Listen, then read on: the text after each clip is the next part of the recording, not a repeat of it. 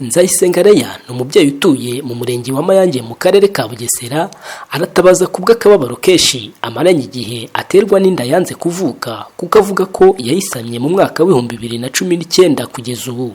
Byose akaba abihamirizwa na raporo za muganga, gusa ngo ku bitaro bikuru by'akarere ka Bugesera nta gisubizo kizima bamuhaye, usibye ko bamuhaye transferi imujyana i Kanombe, ari naho ahera avuga ko yabuze ubushobozi bumwerekeza yo kugeza ubu. Akavuga ko iyo nda yamuteye ubukene bukabije iwe mu rugo, abandi bana afite babayeho nabi, kuko iyo nda ntiyatuma agira icyo akora, kuko ngo no kwiyoza yozwa n'abaturanyi be. Nitwa Nzayisenga Leya.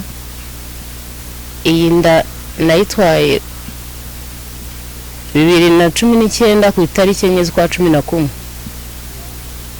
Ku itariki 15 z'ukwa 3 ngiye kwa muganga isa nivamo bambwira ko itavuyemo kwirimo, ahubwo ko nkomeza kuri ADPR. Ngezeyo baramfasha bamita indagaruka ndataha. Noneho irongera isa nishaka kuvamo no nyiviraho nsubiyeyo, bambwira yuko itavuyemo ahubwo ari ukuyirenzaho.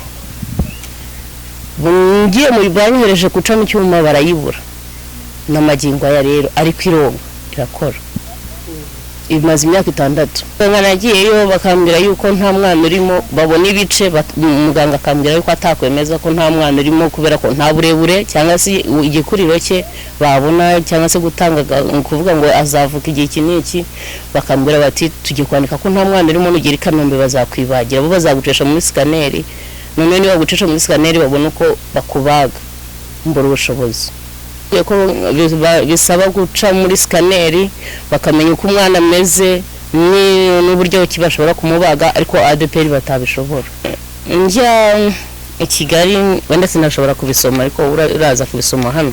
Bampaye totali y'ibihumbi 296 banshishije mu cyuma cyaho i Kigali kuri ntago mebuka, ni muri etage. Sishobora kuba nahinga, sinagira akazi nkora, gukubura ni ikibazo, kwiyoza ni ikibazo, kurya ni kosi, kiretse abaturage kunda ni icyo kurya. Yagize ingaruka cyane kuko ntago mbona uko ndera abana banjye neza. Kodesha maze n'ubwishyu twara bubuze ubungu, nejo wabona badusohoye ameza ya 5 tutishyura. Abaturanyi b'uyu mubyeyi ngo barumiwe, bakoze uko bashoboye baramufasha muri iyo myaka 6, gusa bakamusabira ubufasha bwo kuvuzwa kuko agowe n'ubuzima. Uyu mubyeyi ni umuturanyi wacu, mu by'ukuri ntago byoroshye uburwayi nk'uko bibabwiye abamaranye igihe. Ukuntu tubibona nyine nk'uko yabisobanuye, aratwite indi mumazemo imyaka 6, ntago byoroshye. Abaho mu buryo bwo kugenda bamufasha, mbese ntago byoroshye, ibintu bigoye. Cyagize ingaruka zikomeye mu by'ukuri.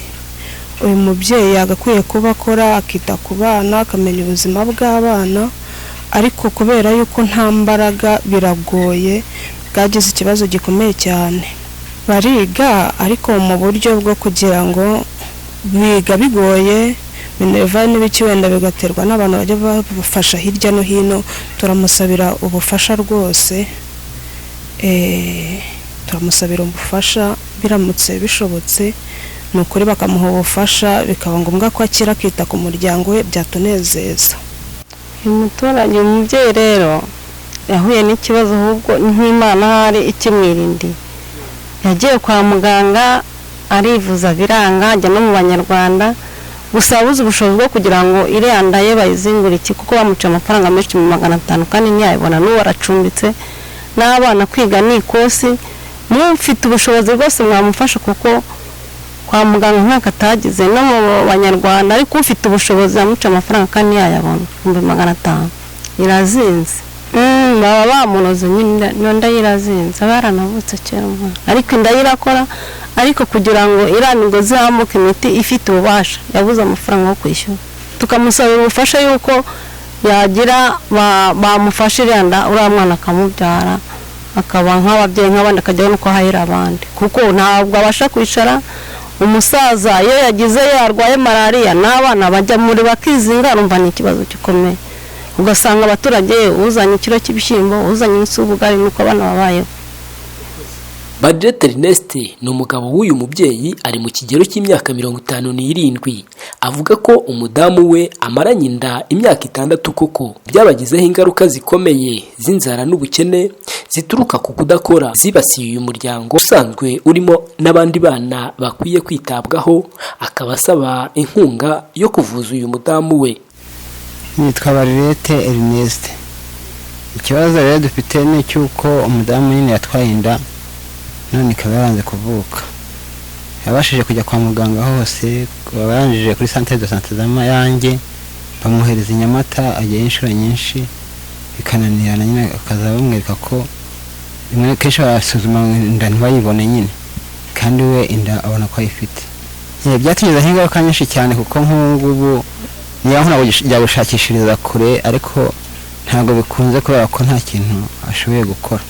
Ubwo rero byateje ingaruka z'ubukene cyane, tuba tumaze wenda kwiyubaka ariko ntabwo bishobotse kuko nanjye biba bingoye cyane, kuko nanjye nta bushobozi bundi mba mfite, bahari uko wenda nabashije kujya gukora nkundi kandi abona imyaka ngezemo ngeze kure. Birango mfite imyaka ubu ni 57. Ubu ngubu waduha inkunga iki kibazo kikabasha gukemuka, nkuko amatransfert hano yerekana ko agiye Kanombe babasha kugikintu mu marira, ibyo byaba bidufashije cyane. Rero ibingi ntabwo navuga ngo namenye impamvu, kuko ibibazo biba byinshi. Cyese na muganga babashe kusobanura ibyo nako naragiye byanamuyobera, kubera ko turimo abaturage, turi Abanyarwanda. Hari igihe abantu babona ko habaho ikibazo wenda cyaturutse ku bandi bantu, ibyo byose nabyemeza, ntabwo nabona igisubizo kuri ibyo ngibyo.